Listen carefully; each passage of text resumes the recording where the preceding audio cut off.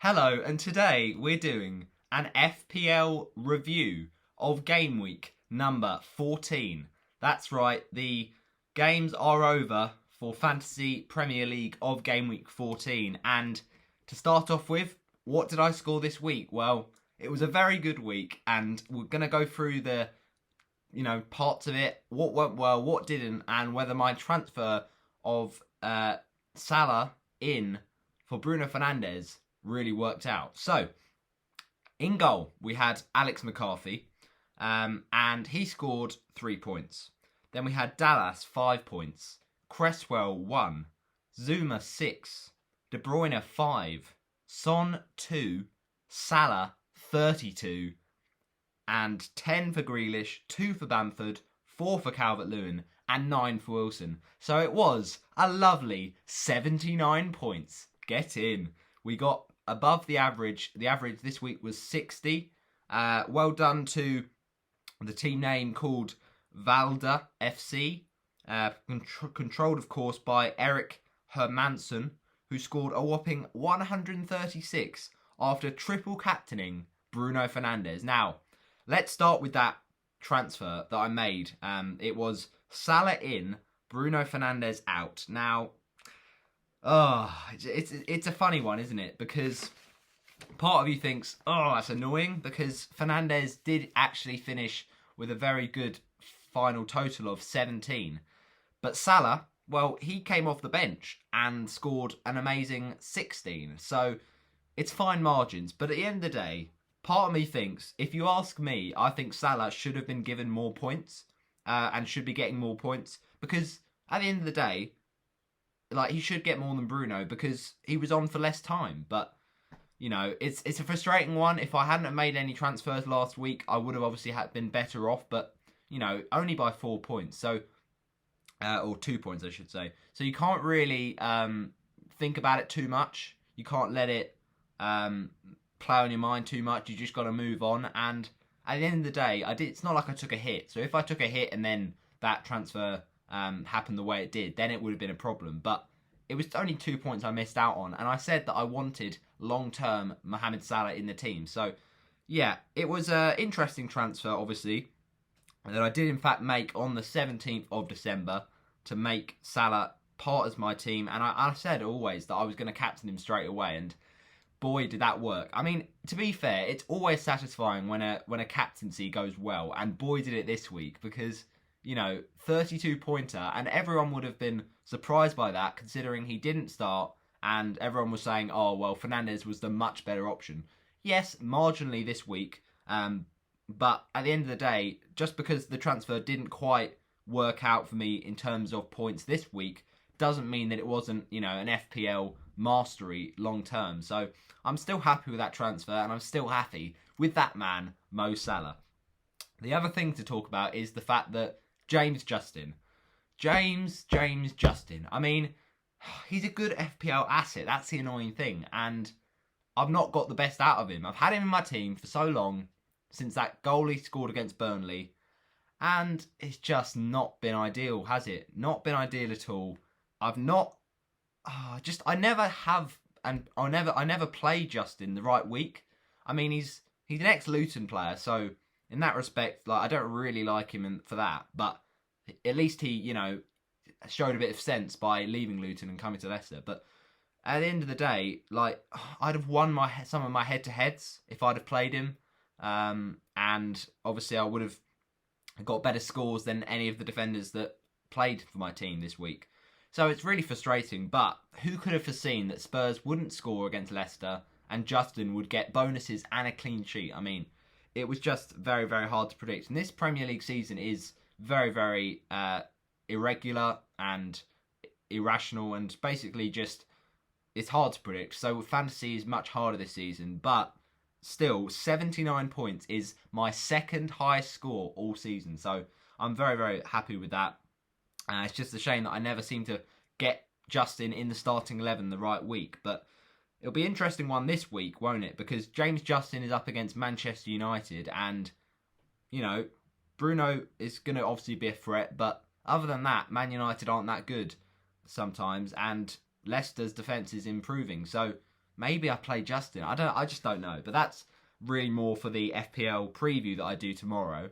And yeah, it was a very good week. So let's go by the individual players. Now, Alex McCarthy, I was not expecting a clean sheet against Manchester City. It's got to be said, but he did once again come in clutch with the save points, and that's so important. When you're not getting clean sheets from a goalkeeper, you want those save points, and he made 4 of them to get an extra point against Man City. So I'm pretty happy with that.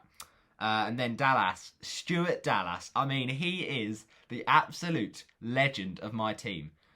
I've had him from the start, and, with him, he's just been Mr. Consistent, getting not too many clean sheets because Leeds' attacking style, though it's good for Dallas to get goals, it's not good for his defensive clean sheet tally. But at the end of the day, he'll cancel it out, and he'll get 5 points in a game that he actually conceded 6 goals, which is just incredible.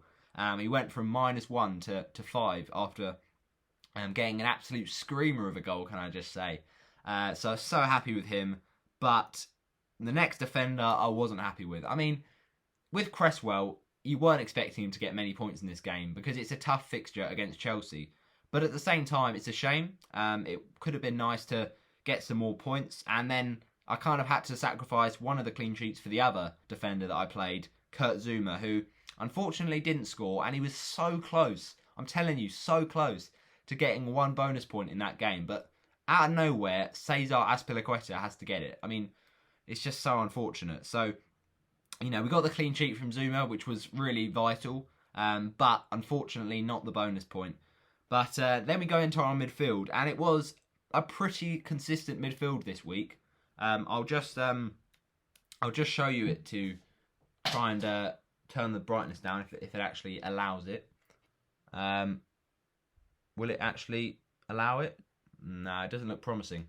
All right, well, maybe if I turn the brightness down, you will be able to see it. Yeah, that should be better, but it's just not working. It simply isn't working. All right, well, I'm sure that I could maybe try and put this graphic in the thumbnail, and you can see it that way. But basically, the short story is that Bruno Fernandes is annoying. Like, he didn't need to go and get 34 points.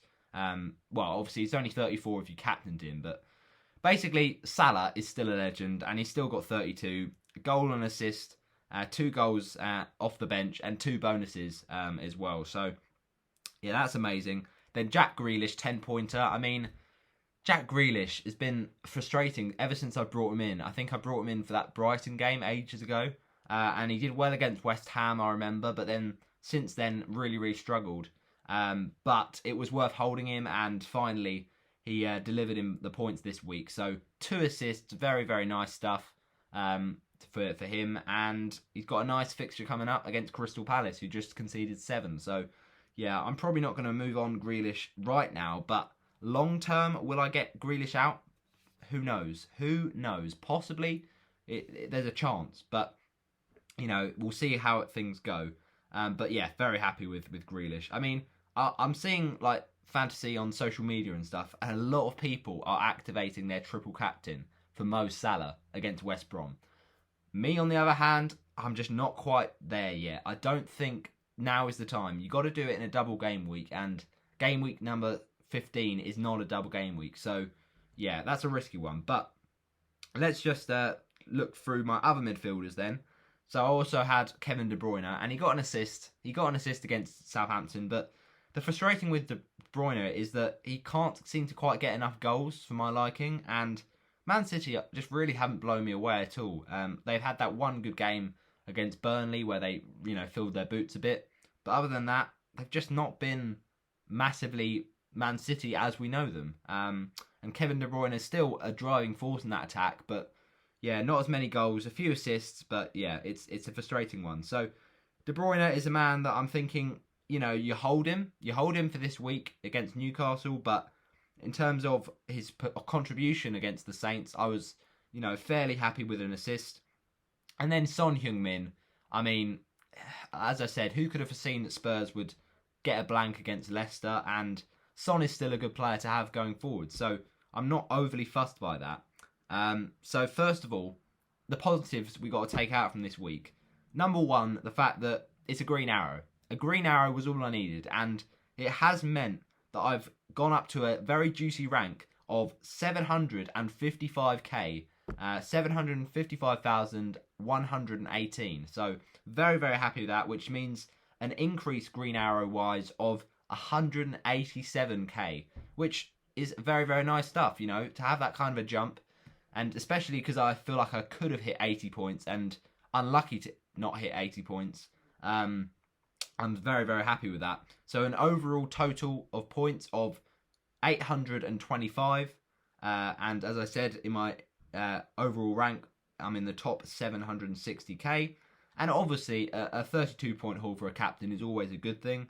But Dallas is just absolute legend. Duke Dallas is establishing his legacy. And yeah, that clean sheet for Zuma was much needed. And also, at the top end of the pitch, we had a lovely little pen from Callum Wilson. Now, I'll admit, maybe you could say it's a dive. But at the end of the day, I think it is a penalty. Because, like, there is contact. Whether it's a red card for Anderson, I don't know. But at the end of the day, Wilson won that. There was a clip on the heel, and it was a pen. So I was absolutely loving that one. And a 9-pointer for Wilson is so, so big. He hadn't scored for me for a while and, you know, got the assist against Leeds, but really needed to score in this game against a leaky Fulham team. But they weren't that leaky in this game, and Wilson is frustrating me a little bit. But at the end of the day, maybe I move him on because he's got some tough fixtures coming up.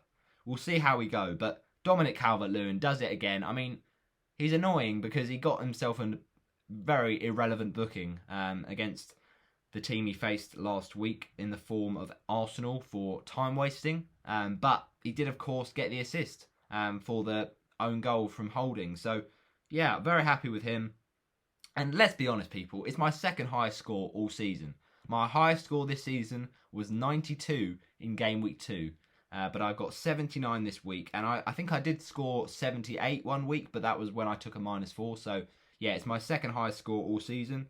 And I'm very happy, you know. You've got to be happy with that. And you just got to look at game week number 15 and hope for better things, obviously. The double game weeks and the blank game week is fast approaching. I've got a transfer strategy lined up. So, you know, I'll keep stum about that for the minute because, you know, we want to work it out in the right way. But in terms of that, I'm very happy. And the other forward I had this week, Patrick Bamford, he was always going to be tough in a fixture against Man United, but, you know, could have scored on another day. And there was that one where it was put across goal, and I think Bamford left it because he thought that a Leeds player was coming in. So if he'd have just been a bit more greedy there and taken the shot for himself, that could have been very much a goal for Bamford. And then we have our bench, and as I said, to have Justin on the bench is frustrating, but as I said, you wouldn't have foreseen that Leicester would not, first of all, beat Tottenham, but also keep a clean sheet, which meant Justin got some bonus points. Sorry people, the screen's frozen a bit there. I'm not sure why the screen's frozen. Apologies. Hello. Okay, the screen's frozen.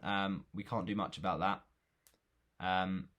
But we'll just have to carry on hoping it works. And then finally, just to conclude, the other two people on my bench, we had Matt Macy, who of course didn't play, and we had the Jared Bowen player for West Ham, who didn't do anything against Chelsea, so I was glad I benched him. So that wraps up my game week review of match week number 14. Check tomorrow for my FPL preview of game week number 15. Thanks for watching.